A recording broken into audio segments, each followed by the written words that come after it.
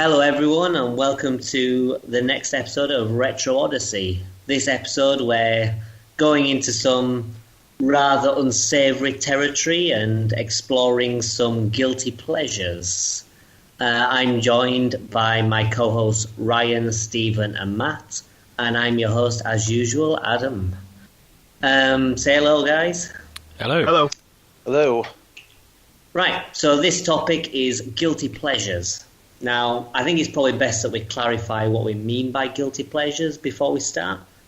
These aren't necessarily bad games, so we're not guilty necessarily that we like them, but they're games that we can see that, they have a lot of faults maybe, and you can see the problems, but you still enjoy them regardless. Would you agree with that definition? Yeah. Yeah, I'd say so. Yeah, I don't think we picked any genuinely horrible games. Well, you say that. Yeah. We'll wait until we chat about them before we kind of make that judgment, but I think we're best off starting with Ryan this time.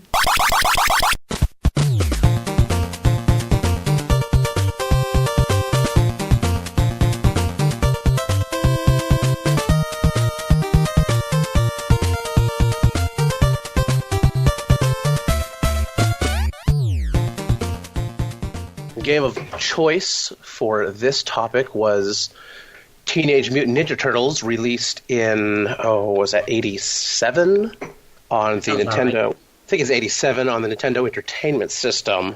It was I think it was the first Turtles installment on console. Also had a PC release. Was it released before or after the Turtles arcade game? Because there was a Turtles beat-em-up arcade game. I think this came right after the TMNT arcade game because people were expecting TMNT, the arcade, and they got this instead because Teenage Mutant Ninja Turtles 2 is TMNT 2, the arcade. Oh, really? Yeah. All right. And it's a much better game. Well, it doesn't take much. So, what's the plot of this game then? I didn't really kind of get what was going on when I played it, to be honest. I just know that Shredder and Krang was in it. I mean, it's a pretty basic Turtles plot. It's Shredder shows up, dicks around with the Turtles, hijacks April. You end up saving April, and that was actually a ruse to kidnap Splinter. And then the second half, the second two-thirds of the games is going to save Splinter instead. You get to see all of your standard Turtles villains, Bebop, Rocksteady, Mecha-Turtle.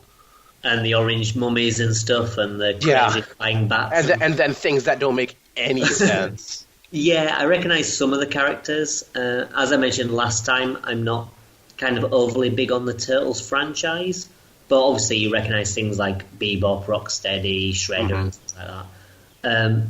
But the main enemies of this game, they're a little strange. They're a little strange. This is actually a really prime example of what happens when you're kicking out too many games. So, I don't know how many people know. I'm sure people who are really into Nintendo, and especially retro Nintendo, know that back when the NES was launched, it was following the US video game crash.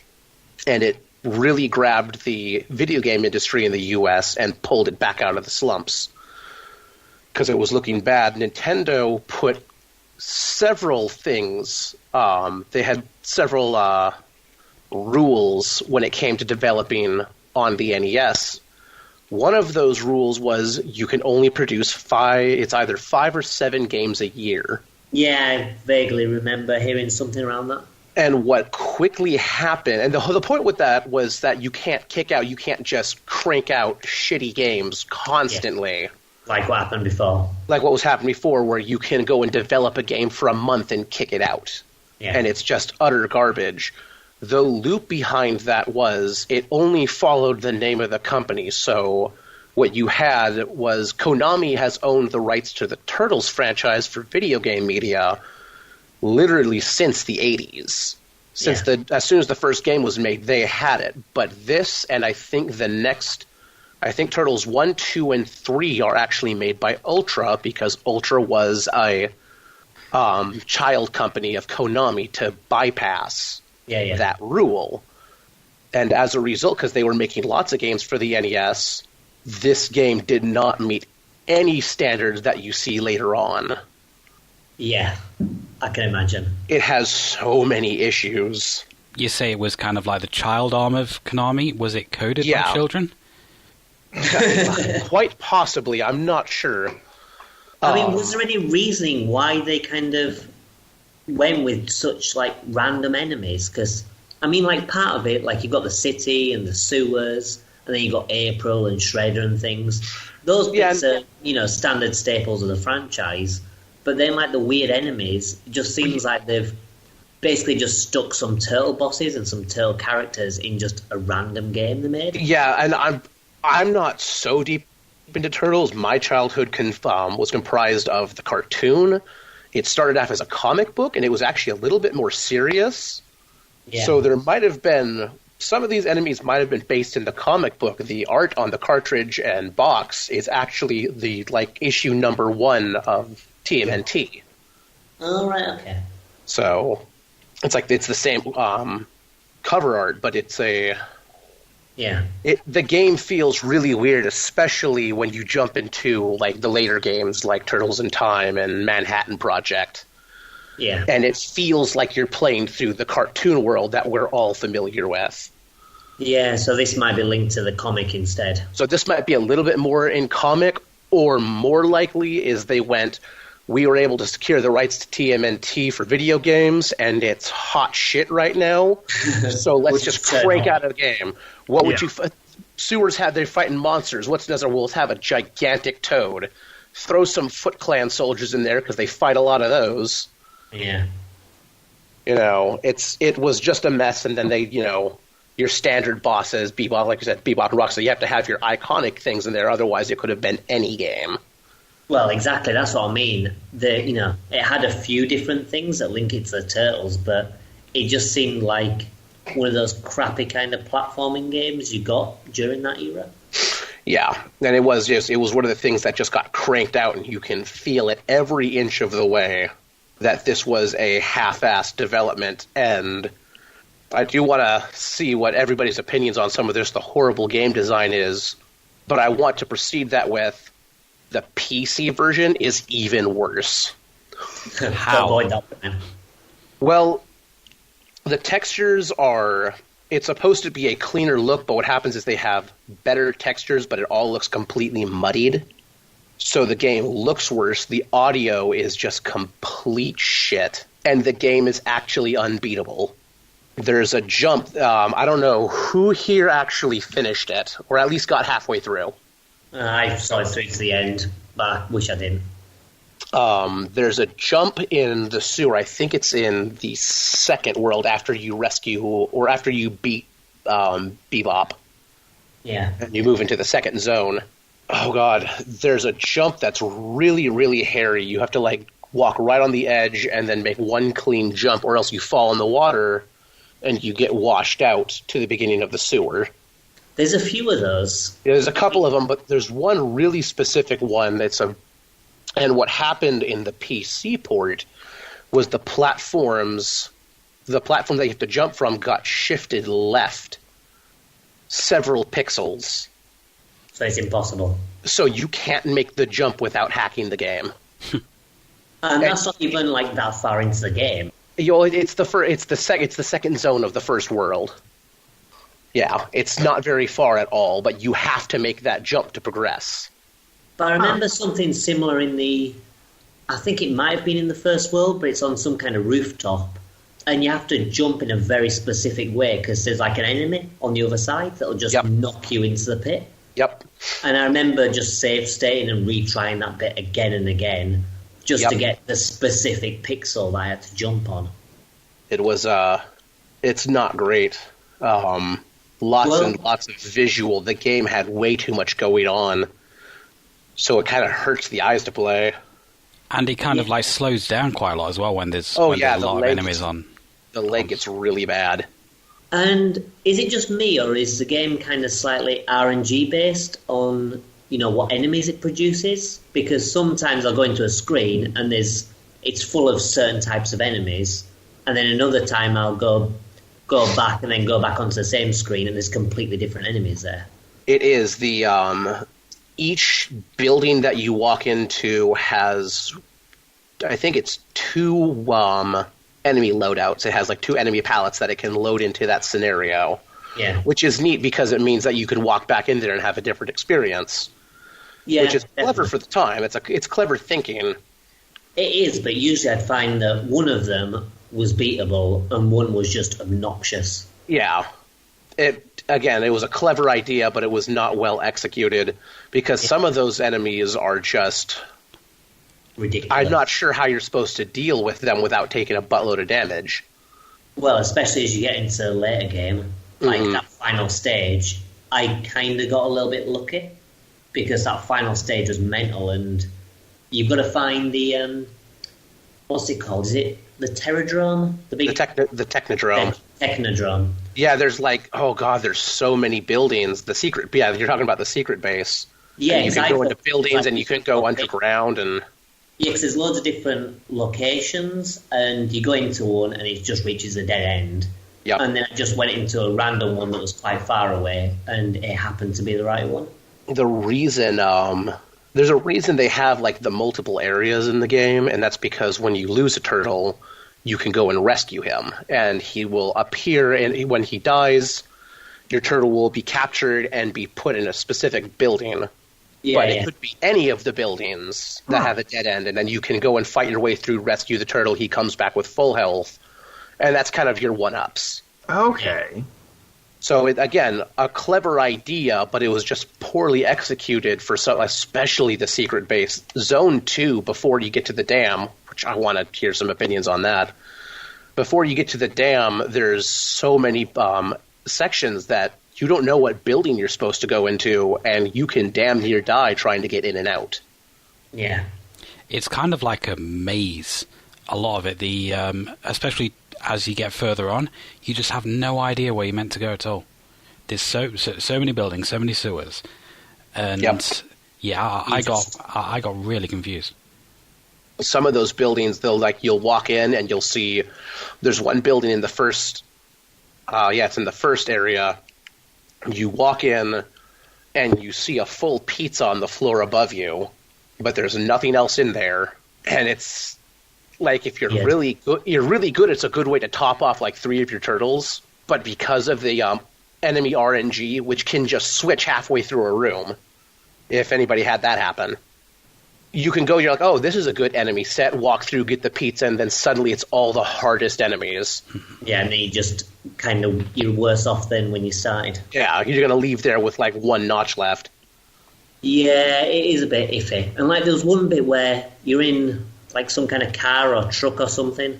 Yeah, the party wagon. To blow these, and you've got to use your missiles to blow these barriers. Mm-hmm. But I don't know whether it was just me, but it seems like there was only like 1 pack of missiles in one specific building.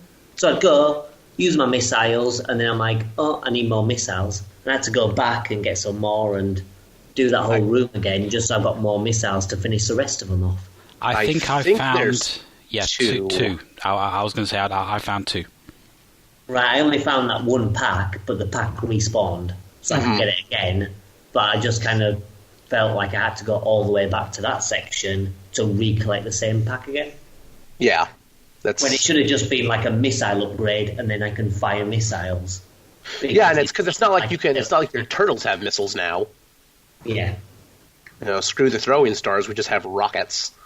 Yeah. It was it's a party from start to finish. Not the good kind either.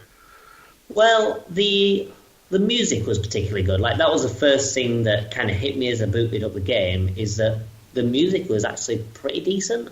Yeah, I actually went in with good expectations because I thought, okay, the graphics look a bit shoddy, like it's an early NES game, but the music's pretty neat. This could be all right. And then you're just disappointed. It's one of my favorite OSTs for NES titles, just straight up. I've been playing this game since I was 6, so maybe 5. I've had it my entire life, so that I know like such a well-rounded individual now. Yeah, right. Nothing wrong with me. And if it is, it's not because of this game.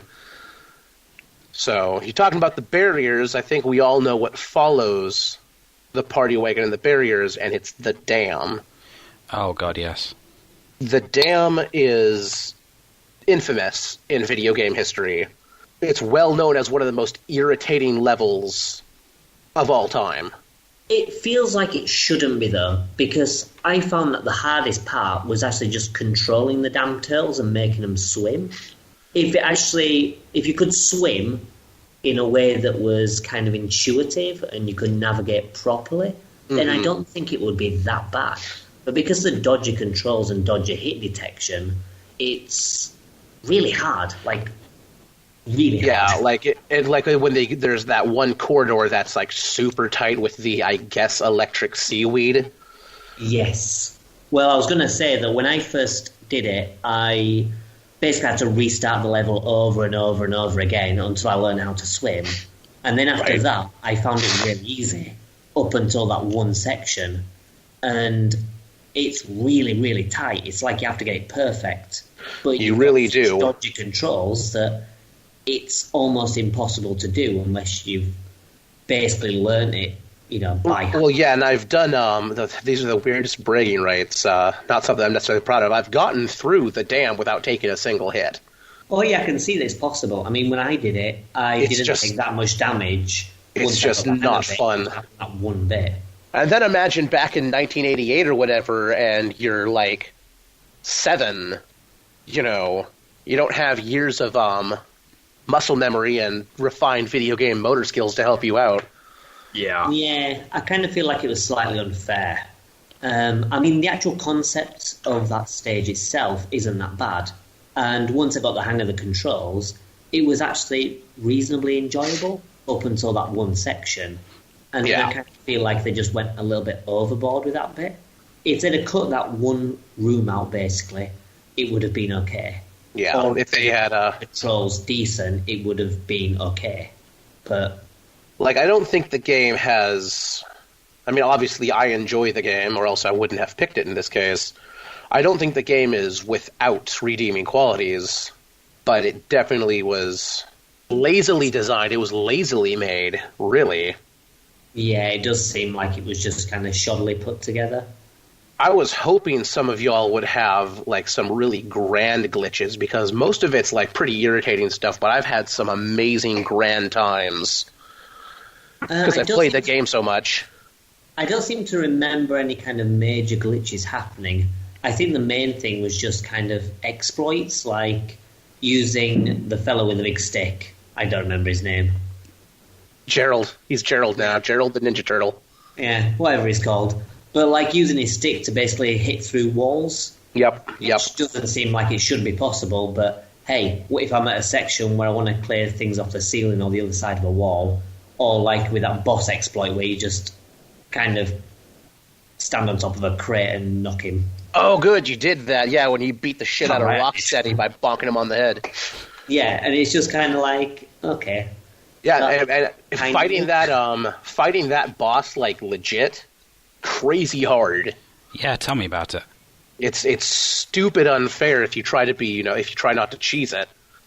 But sometimes with those kind of bosses, you have to do it. Yeah. I mean, it's kind of like another game that's pretty awful, Zelda 2. Oh, God. With Dark Link at the end. If you try and do Dark Link legit, it's almost impossible. But if you just sit in the corner and crouch stab him, he's a piece of cake. But with these kind of games, you kind of have to take any advantage you can get. I would like to, right now, extend a thank you to all of you for nobody picking Zelda 2. I know, I hate that game. I played through it once, through to the finish, and I never want to touch that game again. So we shouldn't put it for another category. Yeah. Please no. See, I've been trying to avoid Zelda games in case we did that as a topic. What, do you like Zelda 2?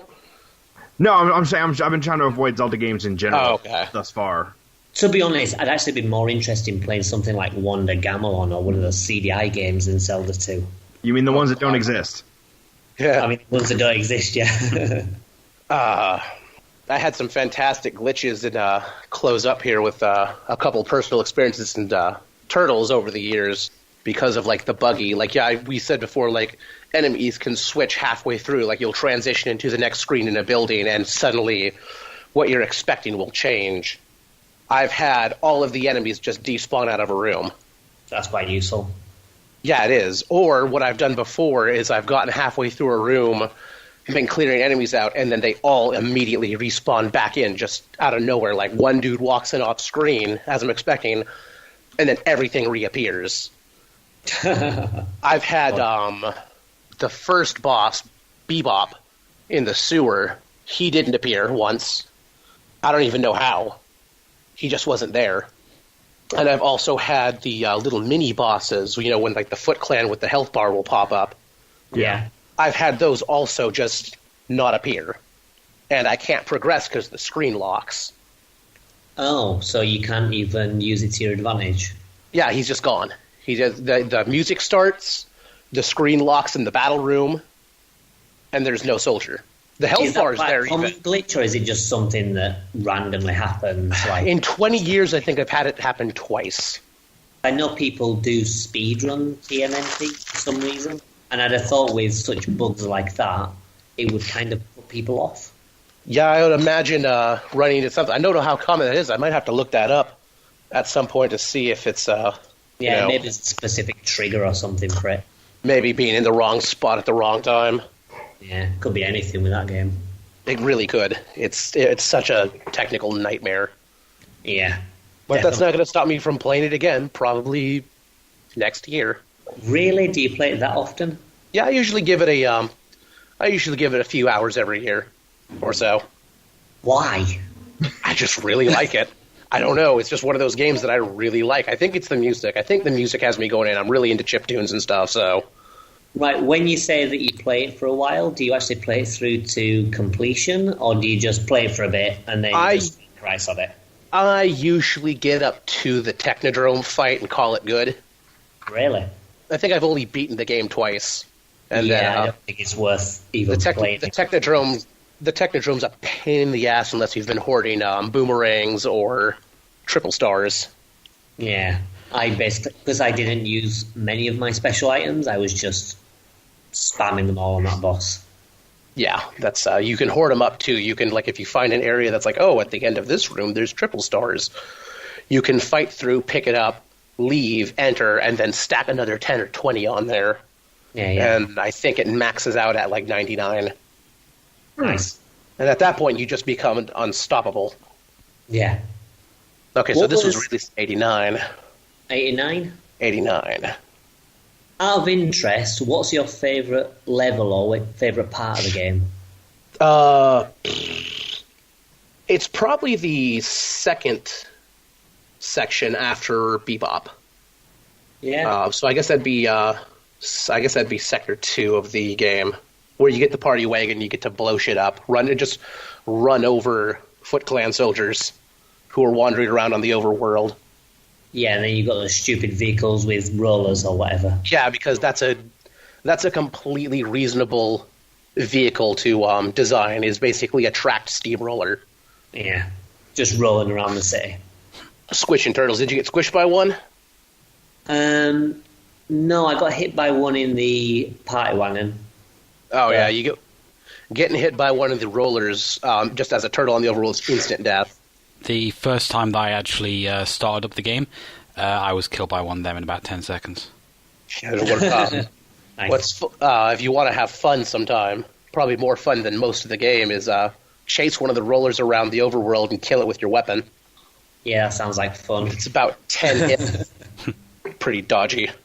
If anybody is interested in a bad time, you can pick this up for $8 to $12. I don't think it's worth that. No. But that is for an original, not a repro. I paid £7 for it, roughly, unboxed for the PAL version. So that's about $12, $13. I wouldn't pay that for it. Here's a I'm looking at one on eBay right now. It's tested original, $8. That's about the maximum I would pay. You're better off just emulating it. Yeah, I think even if I was like a big NES collector collecting all the games, I don't think I'd want to pay more than a couple of quid for it. Yeah, it's definitely. Complete.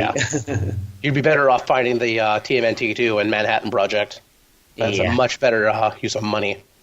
Right, so Matt and Steve, what did you reckon to it? I think it's pretty clear that I don't like it particularly much. I mean, I barely got far enough into it to really form an opinion. I just could not get through, so I, wasn't a fan. Well, I think that's one of the main issues as well, is that from the start it's just chaos and obnoxious bullshit that they throw you with. Yeah, and no guidance. Yeah. You pretty much have to know exactly what to do and just memorize it. Mm-hmm. But it's not even like fair memorization. It's not like, your Contras or things like that where knowing where stuff is makes things easier. It's like you literally need to know every pixel you need to jump from for like every different, part of the level. I found it quite hard, but not impossibly hard. I got as far as the fight where you are saving Splinter, and Splinter's kind of like strung up in the corner, and you've got to fight two bosses, one after the other. I couldn't get past that. That is as far as I got. But the rest of it, it was more about perseverance, really, getting through it. If I didn't have save states on the Retron 5, which is what I played it on, then I'd have been useless. Yeah, I kind of think that if you're playing this on the original system, you're probably not going to get far unless that's literally the only game you play. Yeah, that's where I've been playing it for years now, but now I've just recently dumped it on my Mini, so I might do a thing where I play through half of it and then later I pick it up and finish it up. Finish off. Because, like I said, you get to the Technodrome and after you went through the secret base and it's just terrible. That level's terrible. I love the music of the secret base, but it's just a labyrinth. It's an open-ended labyrinth. Yeah. Right. I think we've pretty much summed that one up. So I think we'll move on to something a little bit different. So, Stephen, do you want to go next? Sure.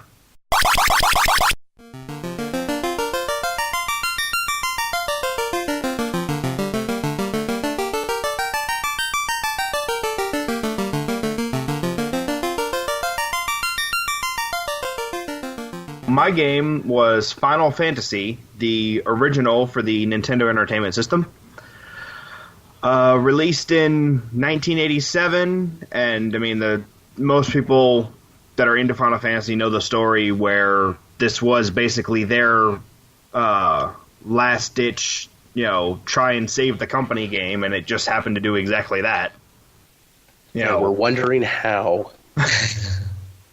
Well, because it was one of the first RPGs to really take off. I mean... And we're wondering how. Yeah, well, to be honest, I expected to hate it a lot more than I did.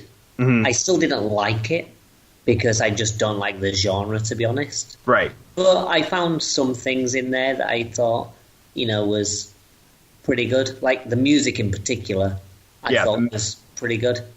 And the sprites are not fantastic, but they're nice. Mm-hmm. And they're decent. Functional. Yeah, exactly. They do. There's plenty of stuff to customize, like you've got different classes. Although, I can't remember, what is it? It's the, the dude. He was pretty useless. Was he a thief or something? I can't remember the class name. There was a thief. Yeah, the guy with the blue hair. Yeah. Out of the four of them, I found that he was just pretty useless, and I kind of just used him as just kind of a person who was there, and just all the other ones. Warm body. Yeah, that is something that they fixed in later versions, where in later versions the thief gets more attacks because he's basically attacking faster. Yeah. Which makes sense. Yeah. And that's one of the things about this game is, the original, it does have its problems. There are spells that flat out don't work. There are things like if you put two people to attack a monster and it dies with the first one, the second one will still try to hit it and be ineffective. This was, 1987. This was like a lot of the early NES games. It was held together with, cardboard and string. They were barely able to get it functional, and it kind of shows. Yeah, but I mean, like those stuff you mentioned, I didn't even really kind of notice, because to me that's what most JRPGs are like, where it seems like you've just got attacks that are there. Right. You don't really seem to do all, and you just use basically one attack that's good, and then you just ignore everything else, because there doesn't really seem to be much difference. Well, see, the big problem here is that some of the things that didn't work were those big spells that are, that should be your go-to. Yeah. For example, the spell, I don't remember exactly what the name was in the original, but there's a spell that increases your damage that just didn't work, and that's one of the best ways to get through the bosses is with that spell. I mean, to be honest, I think I probably didn't notice a lot of the actual problems because I didn't get very far. Right. I mean, to be fair, it is quite a long game from what I believe. It is. How long does it take to beat the game, do you think? I'm not entirely certain because I've yet to get all the way through the original version. Most of my time is played in the remakes. Yeah. But I mean, I think I spent about 36 hours on. Yeah, I think maybe I played I probably managed about a couple of hours of it before I got bored. But I got to stick with the some pirates or other, like you're in a town. Oh yeah, and you have to stop the pirates. I don't think it's very far. No, that's fairly early. But yeah, what I'm looking at is most runs on the original will take 17 and a half hours for just the main story, and then it goes up from there.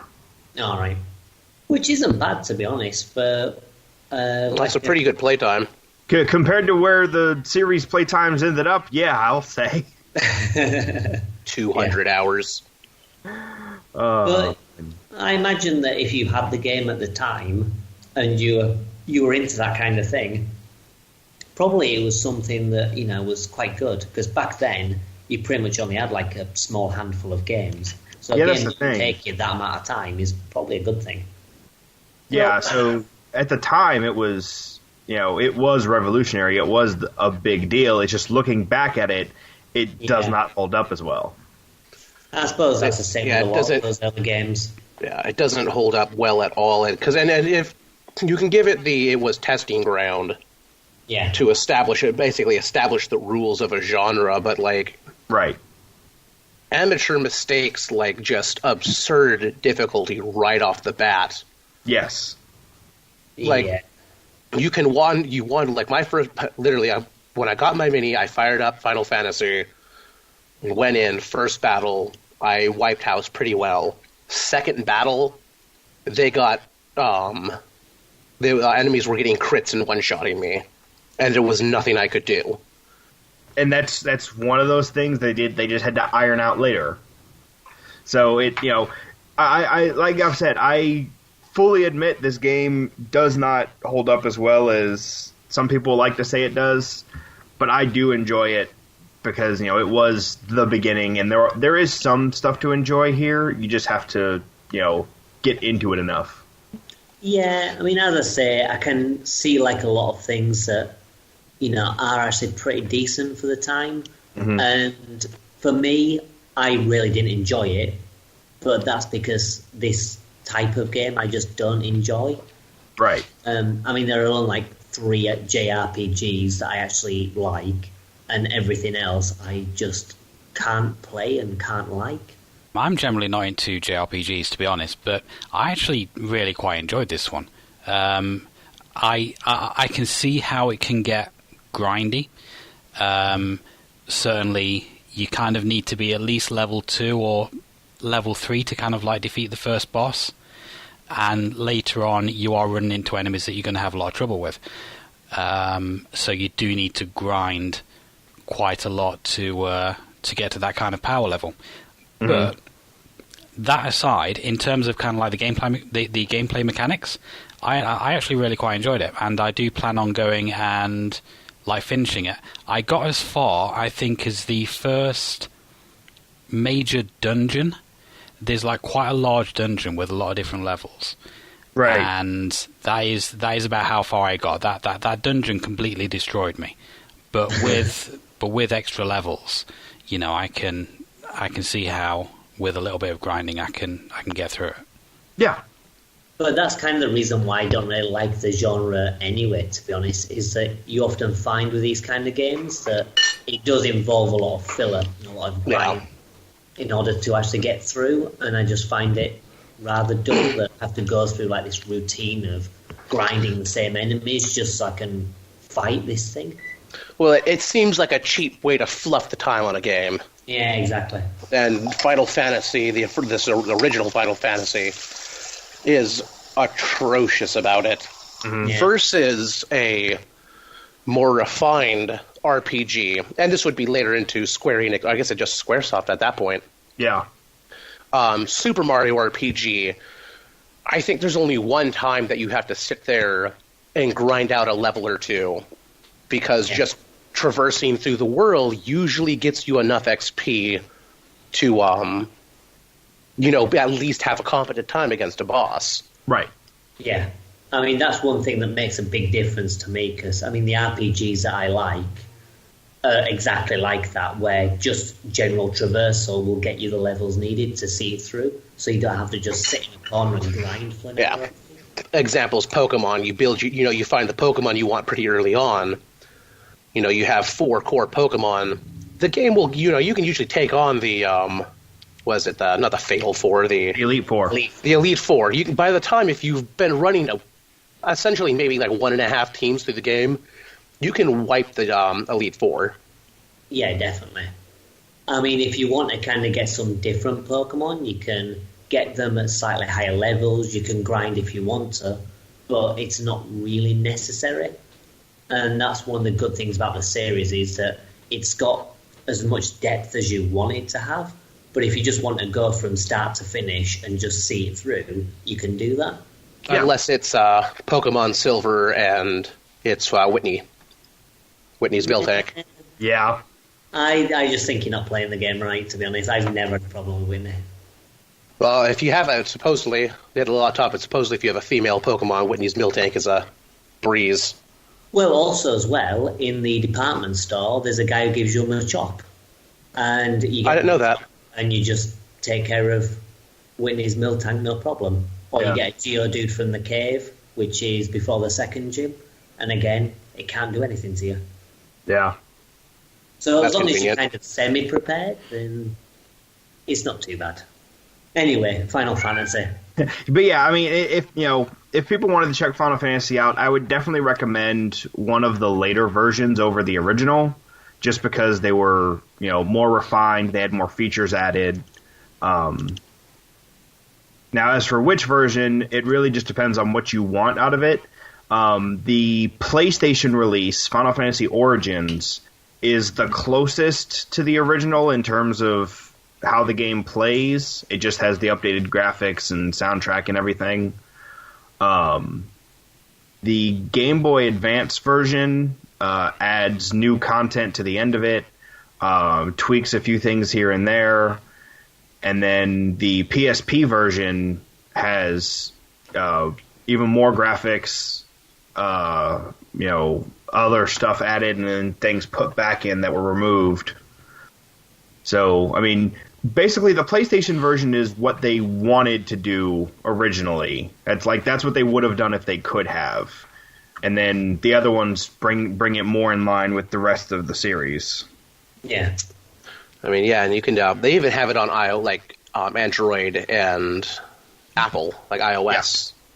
So I'm looking at it right here. You can pick up a digital version, which looks like more like the HD, probably more of one of the more updated editions as far as mechanics are involved, for $8. I mean, that's not bad if you want to jump into it. Yeah. How much is the original game? The original game, I'm looking at you can get it for about 25 to 30 on Amazon used, and then the rest of them you can get them for 15 to $20. Yeah. So I mean, it's not that expensive to get a hold of, no matter which version you're looking at. Well, they also have like the Final Fantasy Anthology collection, like the it's not the anthology. It's like Final Fantasy 1 through 3 on the PlayStation. Like 1 through 3, 4, 5, and then yeah. So there's Final Fantasy Origins, which is 1 and 2. Okay. There's Final Fantasy Chronicles, which is 4, and Chrono Trigger. And then there's Anthology, which is 5 and 6. Oh, okay, yeah. That's what I was talking about. You can get those on PlayStation. For last I checked on Amazon, they were really cheap. Yeah, I mean, I'm looking at $12 for Origins. I'm seeing $20 for Anthology, and then $21 for Chronicles. So yeah, not that difficult to obtain. 21 isn't bad. It's probably one of the cheaper ways to get Chrono Trigger too. And actually, hell, and it even goes as far down as $15 on that one. So I'm gonna look up a price on Chrono Trigger really quick just to see how much that runs, because $21 sounds really cheap. Yeah, well, considering the cartridge I got for $75, and that was from a friend at a discount. Yeah, I'm looking here. Repros can run you $20. Yeah. There's a factory sealed for $2,500, $80 for a box set. Yeah, Chrono Trigger's not a cheap game. Not in the slightest. Yeah, it's probably one of the games you want to pick up as a repro if you want to play it on your console. Yeah. While we're talking about other games in the series, I have a friend who is really, really into the Final Fantasy series, like the whole lot. Right. And he sent me his kind of like overview of every single game in the series via a text. And he dared me to read this out word for word. So I'm going to read you out this whole text that he sent me. Okay, yeah, absolutely. Which talks about the sequels. It says, 2 has a shit leveling system, 3 has an awesome job system, 4 is moon shenanigans, 5 has mimes killing an angry tree, 6 introduced limit breaks and motherfucking Sabin, 7 actually introduced limit breaks and 3D and is not the best game, 8 is ha ha ha ha junction 99 Faraga to strengthen stay level 1 to win. I don't know what any of that means. 9 has best ass. 10, journey across the world to tell your dad to stop being a fish. 11 is an MMO. 12 is run around till you can swing your arm again. I am Bosch van fucking Rosenberg of Dalmasca. That's all in caps. 13 is a corridor. 14 has best cats. 15 is lads on tour, then a corridor, and they are still making it. And that is the Final Fantasy series in a nutshell. You know what? As a fan of the series, he's not that far off. As someone who isn't a fan of the series, none of that means anything to me. But I'm sure it's accurate. Yeah, it sounds pretty accurate. So, it sounds like none of us had a really bad time with it. I'd say, even though I wasn't a fan of it, I can still appreciate that if you like that kind of game, there's probably something in there for you. And if nothing else, the music was where they did knock it out of the park. Oh, yeah. Oh, yeah, the Final Fantasy, the music was great. And obviously, since they carried a lot of it into, just got remixed and redone for later games, I mean... Yeah. I would say that the Final Fantasy victory theme is as iconic as Mario, Yeah. I mean, Nobuo not Uematsu the knew Mario what he was game, like the character. Yeah. Yeah, Nobuo Uematsu knew what he was doing. Nice one. Right. Okay, well, I think it's time for the next break, and then we'll rejoin with Matt's pick.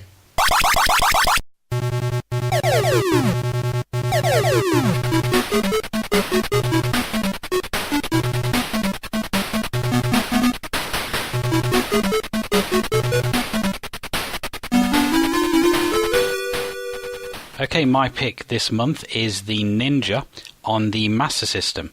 This is kind of like a top-down feudal Japan style shooter, I guess you'd say, even though it's not. They're not really guns; they're kind of like ninja stars.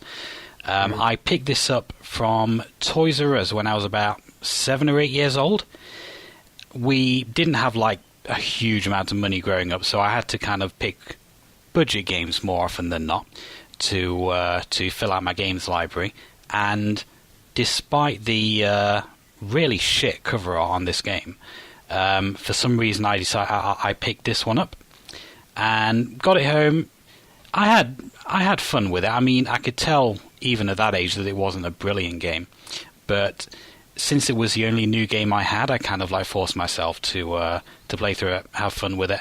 I never finished it as a kid for reasons that we're probably going to go into in this discussion regarding actually getting into the last level. But I did spend a good few hours playing this game, and it is still fairly enjoyable to me today. So what do you guys think? So you say it was a budget game. Was it a budget game back then too? Yes. Because I know that like now it's one of the cheapest Master System games you can pick up, because you'd always see it for like a few quid boxed. Yeah, it was cheap back then as well. All right. I mean, I'm not going to lie.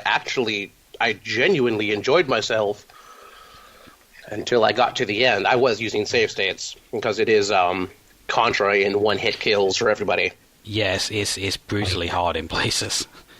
But, yeah, I got to the end, and it was like, lol, you don't have, you don't get to win. Yeah. Go back and try to win the right time. It's like... Am I right in thinking this started as an arcade game? I have never seen an arcade version of this, personally. It seems like it would have arcade origins because of the hit kill thing. It's got a very arcade feel to it. Yeah, what I'm seeing... that, you beat in no time at all and you get like a score for it. Yeah, what I'm seeing says it was an arcade game released in 85. All right. Yeah, I thought it probably would be. The difference being that I think the graphics were changed for Master System, they changed the graphics, changed the protagonist, and then I think they actually added the scrolls in the Master System. Yeah, I can imagine it not going down very well in the arcade if they had. I'll explain the mechanic. You've got to find, I believe, 5 scrolls, is it? That are hidden throughout each level. Well, not every single level, but throughout like quite a lot of the levels. And if you haven't found these scrolls, which are usually found by firing a ninja star at a tree or a statue or a certain part of the screen, if you don't have all of them by the time you get to the end, it just says that you can't get into the final level. You can't get into the castle to rescue the princess, is it? So it then sends you back to do it all again and find all the scrolls. So if they had kept that in the arcade version, I can imagine that people wouldn't have been very happy about that. Yeah. I mean, I wasn't pretty happy about it when I played it last week or so. I mean, you wouldn't be able to find them without a guide. Yeah, that's the thing. It's like you have to just shoot random things to be able to find them without knowing where they are. Yeah. That being said, is it worse than like the original Zelda where you have to burn a random bush to find a path to buy some meat? Well, see, now, I actually thought about that, playing that, because I'm like, what other games have I done that have an unexplained mechanic that you're required to figure out to progress, and Zelda was one of the games that popped up in my head. Zelda has a save state, or it has a save system. Yeah. That's true. And while it's annoying that you have to run around the kingdom burning all the bushes, at the very least, you can if you die in your process, you can save. Instead of you died, all your lives are gone, try it again. And the other thing is, I think, doesn't Zelda have clues as to those type of things? Boy, not in my playthrough. Okay. Oh, you mean like grumble, grumble? Yeah, that's a brilliant clue, isn't it? Right. I know, but I know sometimes they had clues for what you needed to do, whereas this, it's just... Oh, this does give you clues, doesn't it? Yeah, I think so. The whole system with the scrolls kind of reminded me of Sonic 2 on the Master System, if you've ever played that. Because you have to find these hidden emeralds which are scattered around, and if you don't have them all, you don't have access to the final level. The way that game works is it's just basically the bad ending. With Sonic 2, as you're going through the level, you can actually see the Chaos Emeralds, though. That's just hidden in you just need to work out how to get to them. Whereas in this game, they don't show up until you shoot the right area. And you have to shoot it like 3 or 4 times, I think. Yeah, sometimes. So, okay, see, I was unaware about that about Sonic 2, because I've always played Sonic 2 on the Genesis Master System. Yeah, I played on Genesis and... Or Mega Drive. Drive. The Mega Drive, Yeah, yeah. the Master System version is completely different. Okay, because in the Genesis edition, you have to collect 50 coins and then hit I think you have to hit... It's like have 50 rings and then hit a checkpoint and a little ring appears you can jump through. Yeah. To do a mini game instead. Yeah. Yeah. Which sounds like a much more reliable system.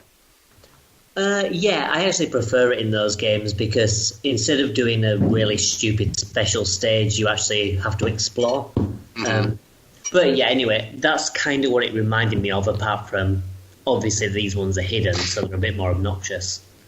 I actually found the game quite enjoyable. It had quite a fair amount of variety too, like with a lot of different stuff. Like quite early on, you've got like these rocks falling down that you've got to avoid.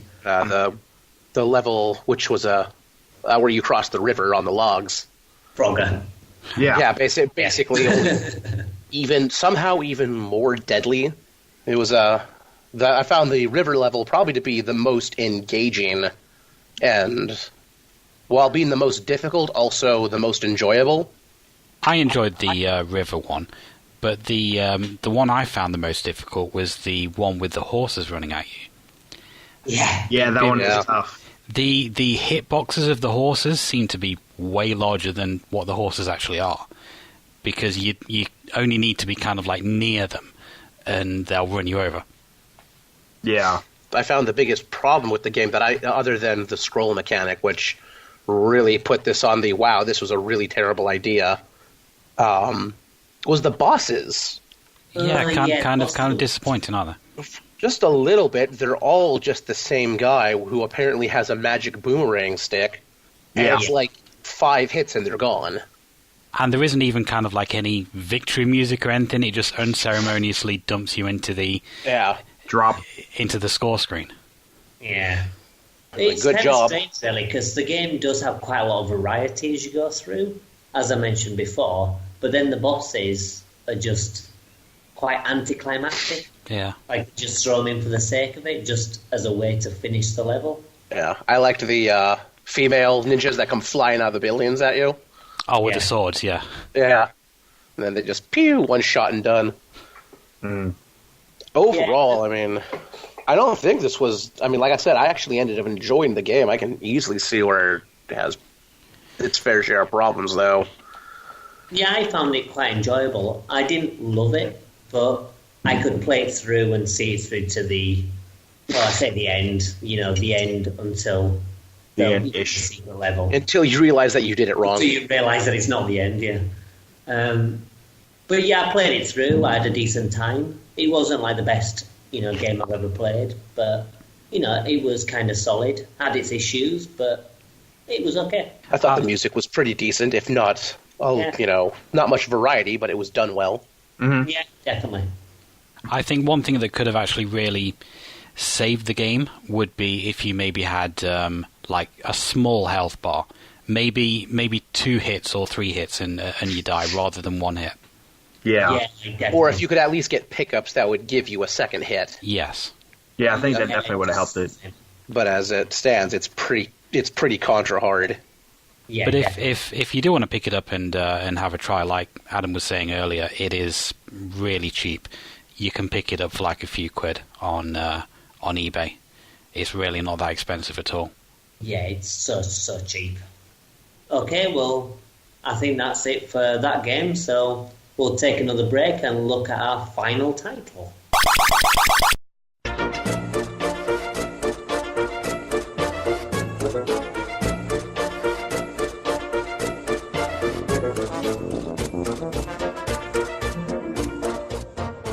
Okay, so my pick is an interesting title. It's Super Monkey Ball Adventure.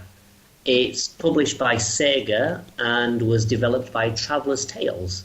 It got a release on the PS2 and the PSP, with a slightly later release on the GameCube.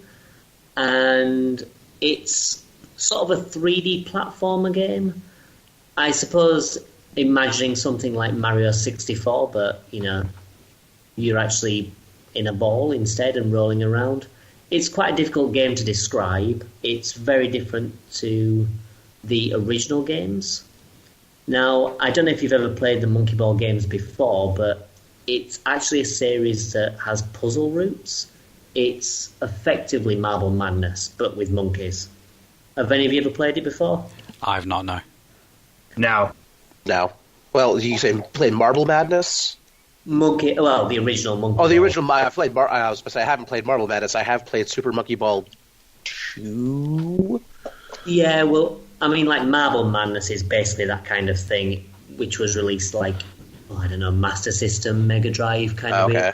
Yeah. And this is basically that kind of gimmick where you roll around the stage, you get to the exit, and the series is basically renowned for that. But this game was a little bit different. It was you had Super Monkey Ball, which was a console port of the arcade game. Then you had Super Monkey Ball 2 that was kind of consoleized with a story mode and all kind of extras and bits and bats. And then they released a third game. Now, of course, the real question is, where do you go from there?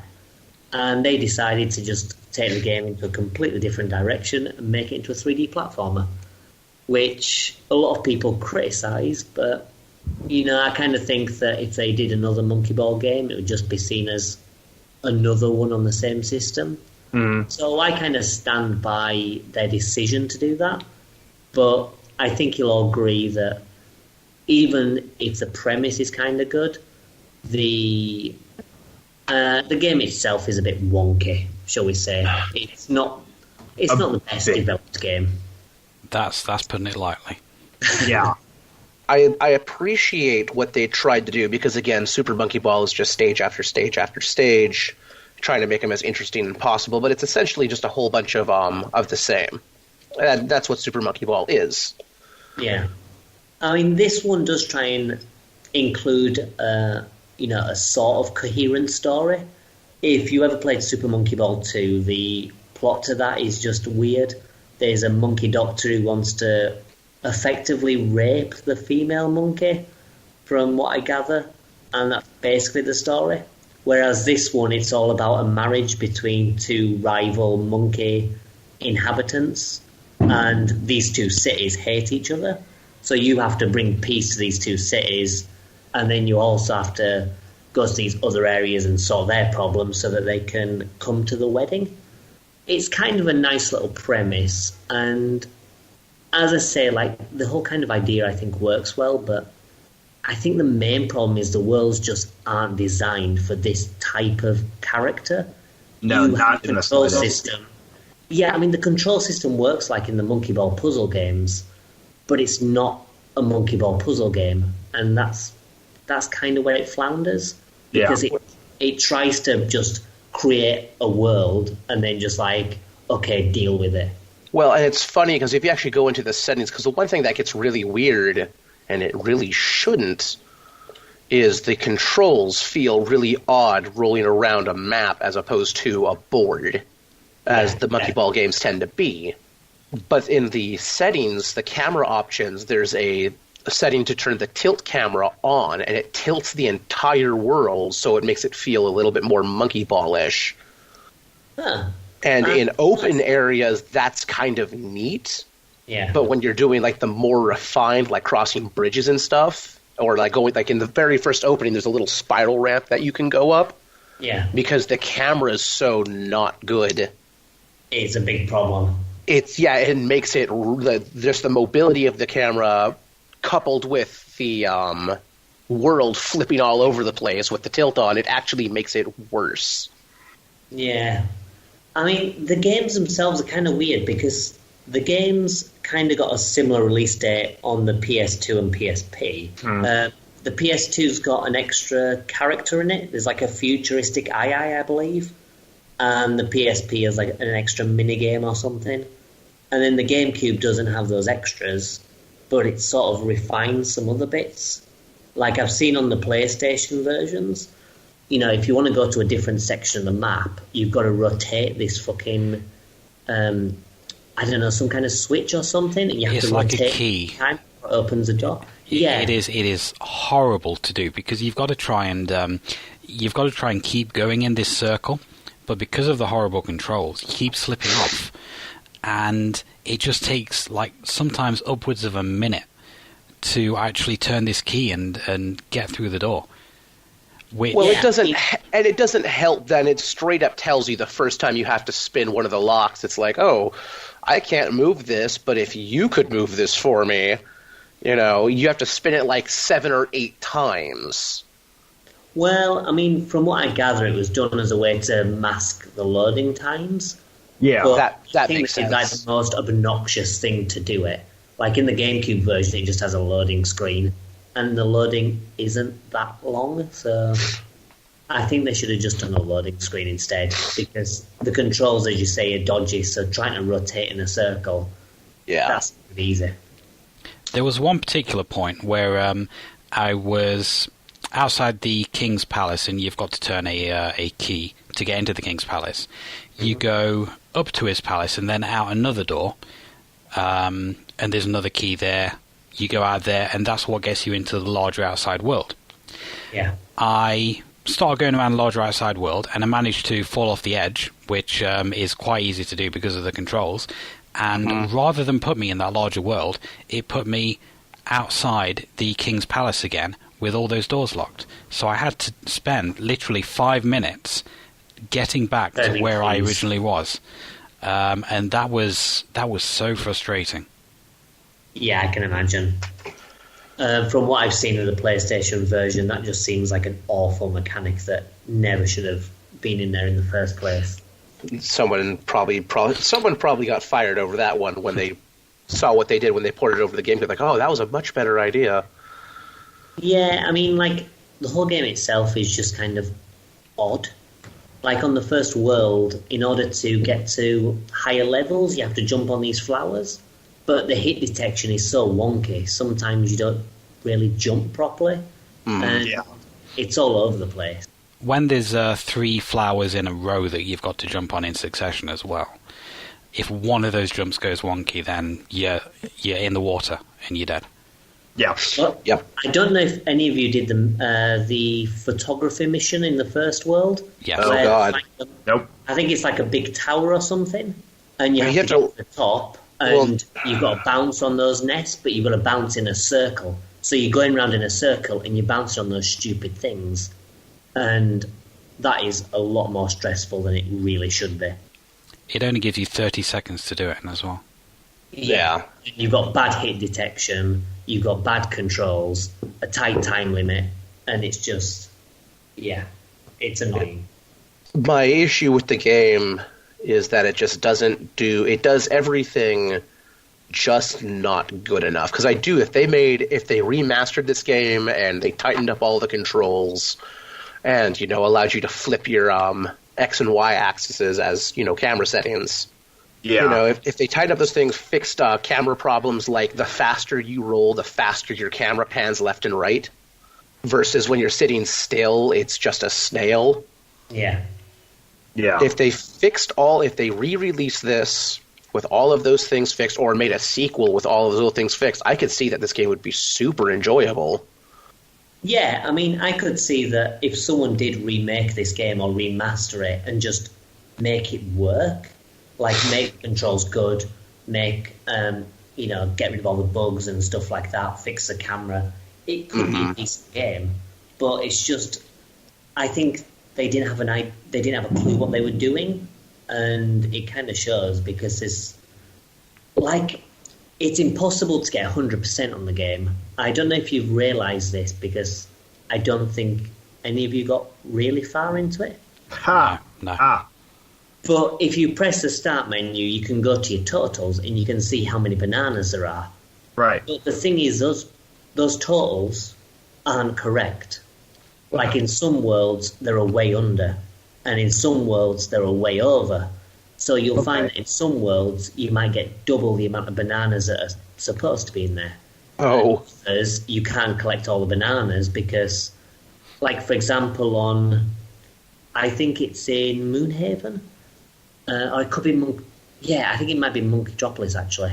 There's a cannon, and you fire up into the air, and you hit, like, the very bottom of these bananas, but the hit detection isn't good enough, so you don't actually pick up any of them. To pick them up, and there's so many bananas like that it's just impossible to do. That's actually really funny. But you can't get enough bananas to actually do all the missions and everything, Right. because in some levels, as I say, it's got way more. So I don't know what they were playing at when they were developing this. Well, you did mention that this was made by Traveler's Tale. Yes.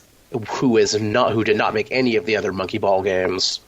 Exactly, and that's, I think, one of the main problems. It kind of feels like a poor imitation of Monkey Ball in places. Right, like they watched someone play a Monkey Ball game, they're like, we can work with this. Because, like, the whole point of Monkey Ball is that the controls are supposed to be quite tight, because you have, like, these narrow platforms that you're supposed to cross, and if you don't have good precision, you can't cross it. That's one of the the big things about Monkey Ball 1 and 2 is that it's actually possible to do these crazy things because the controls are so good. Right. But it makes the controls are wonky. Yeah, and this is playing this versus Monkey Ball 2 or any of the Monkey Ball arcades, which I've played a couple of those, including the newer one they made a couple of years ago, 2014 or 15, I think. Might have been later. It is tight, and this is like, I don't know, like trying to slalom, but instead of skis, you have bendy straws, and instead of snows, it's just banana pudding. But like the design of the puzzle stages seems a bit off. I don't think any of those, like through the challenge mode or whatever, but everything's a little bit off. Like not just like the hit detection and stuff, but just in terms of the general design, it seems a bit iffy, and the difficulties just seems to be all over the place. Some are really easy, and some are just obnoxious for no reason. Well, what I found funny is one of the stages you can't really avoid. You can literally just roll off the back of the start and hit the platform below you. You can do that in a lot of the Monkey Ball stages. You can do like little skips like that. Yeah, you can just roll right off the back and you basically land right on the finish line. Yeah. So, versus getting bounced off into oblivion, which happens a lot in those in the platform stages. Well, yeah, exactly. Sometimes I'll struggle with, even platformers with tight controls. So this one, I could not do anything with. I ended up having to watch it to find out what was going on. Yeah, I mean, it's a shame as well because, like, the first stage is kind of dull, and there are a couple of okay missions, but on the whole, the design of the world and the missions are kind of lackluster. And then the next world or two after that, actually has some good missions and some okay design. Like, the next world's a theme park, and there's one where you have to... Well, it says that you've got to rescue these monkeys that are trapped on a runaway roller coaster, but what you have to do is you have to ram into the roller coaster and knock it off the track. Yeah, so, and send up flying into space. Yeah, so they're flying into space, and you're supposed to be rescuing them somehow. But it's actually quite fun because you're going across this roller coaster track, and it's kind of neat. You're chasing after this roller coaster and destroying it while you're rolling on a track. There's another really cool one as well on the same level, where it's like a magic act, and you have to use all the monkey abilities you've collected throughout the game to pull off like these illusions and help the magician.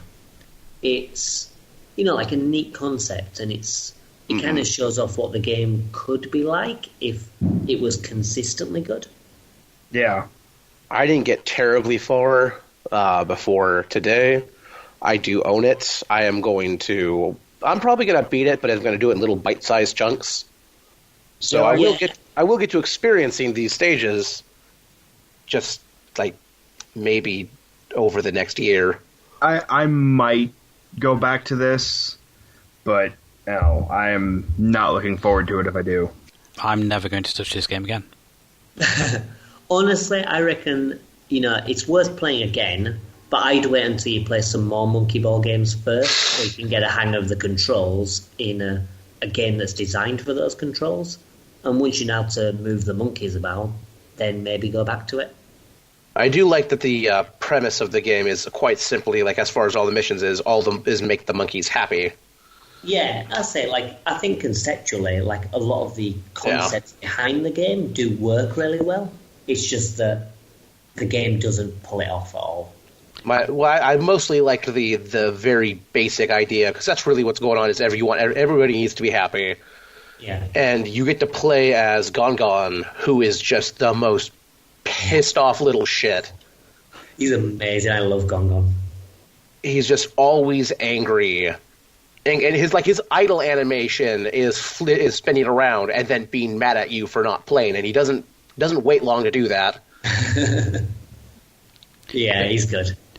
With the whole kind of idea of making the monkeys happy, like in the final stage, one of the premises that the rival monkeys have created these towers that generate noise, which, fits in with the whole story of the game.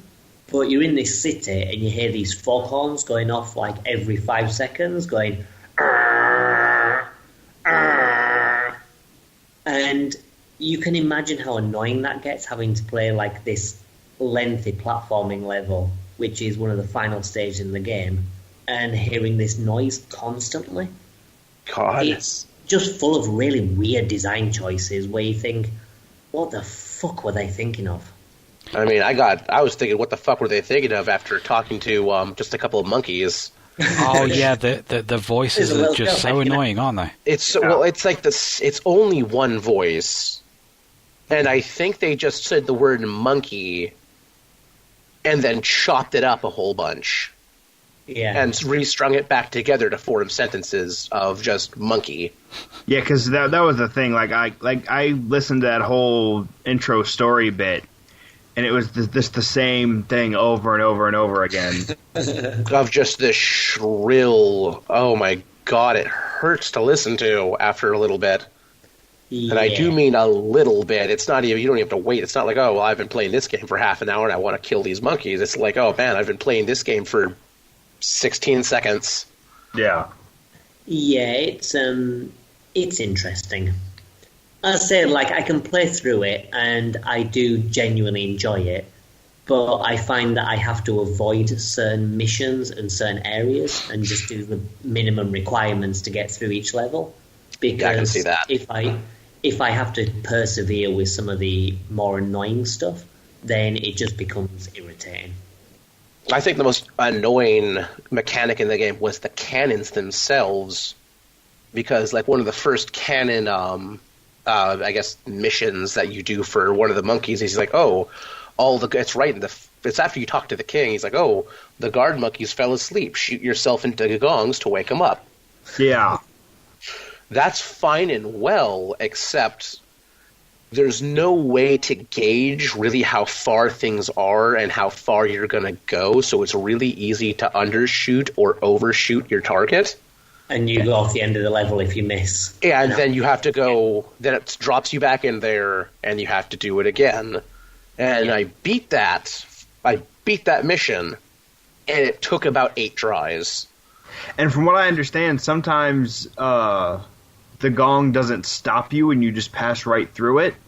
And so you end up getting bounced out even if you do it successfully. Yeah, I don't think that happens in the GameCube version, but I have heard about that before, so that could be the PlayStation one, but yeah the game has its fair few bugs. Yeah, Speaking of bugs, did anyone get the audio bug? No. Was it the voice acting? Because, we already covered that one. Well, no, not the voice acting, but you're not far off. What happens is, it's generally during the puzzle stages, but if you have to retry the level a couple of times, sometimes the music will stop, and sometimes the music will instead play samples from the voices. So you might get one bit of monkey sound effect, and it's played as if it was a music track. So that's it even plays worse. Oh like my this sound God. effect, repeats and repeats and repeats. And yeah, like one of the later levels, I remember getting it on this one stage, and you know when you fall out and your monkey goes, ah! It's basically just doing this one scream again and again and again. Oh, God. And you're just hearing the scream constantly as you're trying to do this quite difficult puzzle level. And it feels like some kind of torture. That's a metaphor for the entire game. Just screaming over and over. yeah. Yeah. Kill me now. Well, like when that happens, when say you fall out again, does it reset and go back to normal, or is that just kind of like the new standard? No, basically what you need to do is you need to exit and go back in again. Oh, God. And sometimes if you're doing like the challenge mode, you basically have to exit to the main menu and then go back into it and do the whole thing again. Oh, Jesus. So Wow. what I found is when I was doing the challenge mode, which has quite a few levels into it, if it happened later on, then I thought I don't have to do all this again. So I just put the television on mute just to get through it, because there was no way I could get through with these sound effects just screaming at me. Well, that sounds like actual literal hell. Yeah. But as I say, I can still play it, and I still do find it fun, even if it's nowhere near the quality of the proper Monkey Ball games. Mm-hmm. But I think the main thing I like about it is what they did, because, as I say, it's the third Monkey Ball game to come out that generation, and I appreciate that they tried to do something a little bit different, and it was a concept that could have worked if it had people that knew how to make a game. No, yeah, absolutely. Conceptually, this game is fine. Yeah. It's just execution. I would have rather, instead of them execute a working game, that they would just execute The me. developers. Or the developers, yeah. I feel like if Nintendo had made this game, it would have been brilliant. Right. Yeah. And that's actually kind of fair, because if you look at when this game came out, and then you look at all the other open world 3D adventure platformy games, you have Super Mario Sunshine, you had Spyro, you have all these games dropping everywhere. It was a natural step to try to bring Monkey Ball into this genre as well. You had Sonic games, good and bad. Most of them were bad. Yeah. And it's really a shame that it was put out in the condition that it was, because at times it kind of feels like it was rushed out. Just things were overlooked. Yeah. Like the camera. No one could have actually thought, like, the camera's not broken, but it clearly wasn't given enough time to go, wait a minute, this is not going to work really well here, because when you're in the challenge stages, like even in where it's like, oh, hit the little platform, go up to the little platform land, the camera's fixed, mostly. Like on some of them, the camera's legitimately fixed. Or it's very natural to snap to the 90 degree, because you're not trying to haul ass across a map to get to the other monkey for him to scream in your ear. Yeah. Right. You're just trying to get to the goal. But when you're on the overworld, it's poorly thought out. And one of the important things of a 3D adventure game is that the camera needs to be fluid. Mm-hmm. And I guess it kind of is, but it's a really slow, viscous fluid. Yeah. I feel if you could have inverted the left and right, it would have been a lot easier to control that camera. But that kind of seems to be a choice that a lot of games made. Sonic Heroes also has that exact same kind of camera control, and that is another one that is really, really difficult to control. And it's odd that they would have done it like that too, considering really at that point Nintendo, who had kind of made a titanic splash into the 3D adventure realm with Mario 64, and then followed with Super Mario Sunshine, the camera doesn't move oddly. You press right and the camera goes right. Right. Yeah. And even if Super Mario 64, which does have kind of a finicky camera at times, it's still functional. Super Mario Sunshine had a very fluid, beautiful camera in it. And Yeah, it made sense. It made sense when you moved around. And you couldn't adjust it either. There was no invert option. It just was what it was. Yeah. But the thing is, like, they could have just implemented a couple of minor changes, like have a button to make the camera snap behind you. Right, Because that would have in helped the too. game- Yeah, because in the game, there's only like 2 buttons and the analog stick, and it doesn't really use any other buttons because you've got like the chant button, you've got move, and then you've got pause, and that's probably about it. So having an extra button to help make the camera a little bit more, cooperative would have helped. Yeah. It added an unnecessary challenge to the game, and that's really off-putting. Yeah, definitely. But overall, I mean, I appreciate what they try to do, and I can see where this game could be genuinely a good game. But they fucked up. But they fucked it up. Yeah. It's just bad enough. It's not horrible. It's just not good enough to make the entire game a frustrating mess. Yeah, definitely. That might be the best way to sum up Super Monkey Ball Adventure. Is it's not a bad game. It is, but it's a very frustrating game. Yeah. Yeah. Versus just being genuinely it's not just a programming nightmare. It's just frustrating to no end.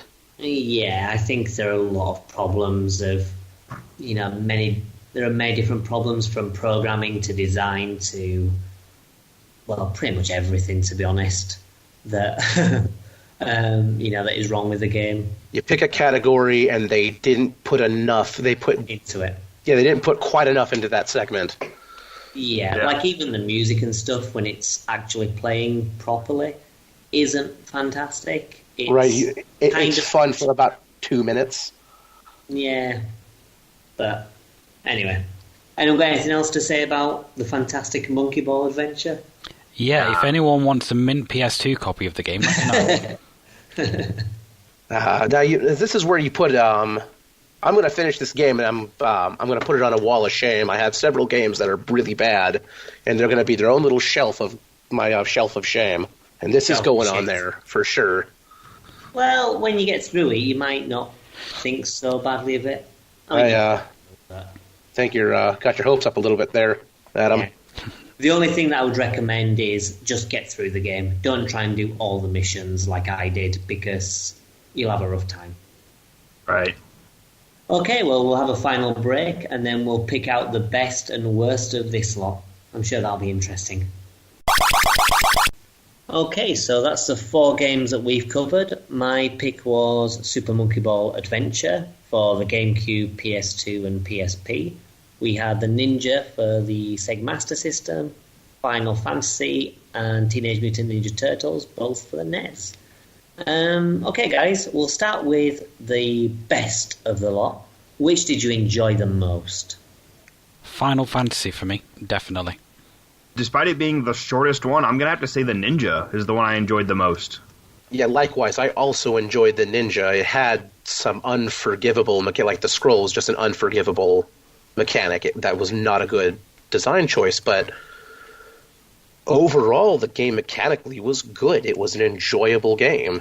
Mm. Yeah, I found it. I might play this again and actually find the scrolls this time. It's definitely a competent game. I wouldn't say it's a particularly great game. I would say it's bordering around good. Fair to middling. Fair to middling, but for the fact that you can pick this up for, like a few quid in box and everything, I'd say it's worthwhile picking up and having a playthrough if you want a Master System or you've got the Master System converter or whatever. Yeah, actually, it is decent enough. When I finally get around to building up my Sega collection, my physical Sega collection, I might actually look it up and add it to there just for shiggles. Well, you might as well. Final Fantasy, as I say, I can see why people might enjoy it, but the game's just not for me. Right. I hated Teenage Mutant Ninja Turtles, so I think it'd be the Ninja by default anyway, to be honest. Which kind of leads us to the next part. Which game did you hate the most? For me, it was TMNT, without a doubt. For me, it was absolutely Super Monkey Ball Adventure. Yeah, Monkey Ball had to be it for me. Likewise, like I said, it's not just because it was a bad game, but it was easily the most frustrating game. I hate Final Fantasy. I absolutely despise the original Final Fantasy, especially in its raw, director's cut form. Yeah. It's so bad. It's primitive, and it's where it kind of has to be because of what it is, but It does not stack up with modern games at all. But I can look at that and go, this is why it's bad. Super Monkey Ball doesn't have excuses at all. Yeah, I kind of think that if they'd have just left it to the original team, which was Amusement Vision, I think the name was. I remember the acronym was AV. Amusement Vision seems about right. But if they had the original developers make it, then it could have been all right. But Right. Traveller's Tales just didn't know what they were doing. And as you say, they've got a bit of a spotty record anyway. It's just not. It's not what it should be, No, and that adds to the frustration too. to be honest, I think the key thing for me that sums up Monkey Ball Adventure is disappointing. Even though I enjoy it, I kind of think it could have been so much more. It had loads of potential and just didn't hit any of it. Yeah. So Right, yeah, so it's, Super Monkey it's Ball bad. Adventure then is the worst one. No. And Ninja, I think we can agree, is probably the best. Yeah, I mean, Best of the worst, at least. Right. yeah. What kind of title is that to have? Exactly. But it's still not a bad game, as we mentioned. Right, so we've had 2 months of great games with the favourite game and beat 'em up topics, and this one was a little rough. But I think the next one should be a lot better, because Ryan, it's your topic, and for that we're discussing the N64. So that should be quite a fun time. Yes, it's a absolutely fantastic console, and it had a very good library of games. And A small library, but not massive. It definitely petered off after the Super Nintendo, but it had a very competent library. Definitely, I'd agree with that. Well, that'll be quite fun as a discussion topic next time, discussing your picks and also the console and our history with it, from all of us. But that's next time and next month. So thank you everyone for joining us, and we'll see you next time. Goodbye. Bye. Peace.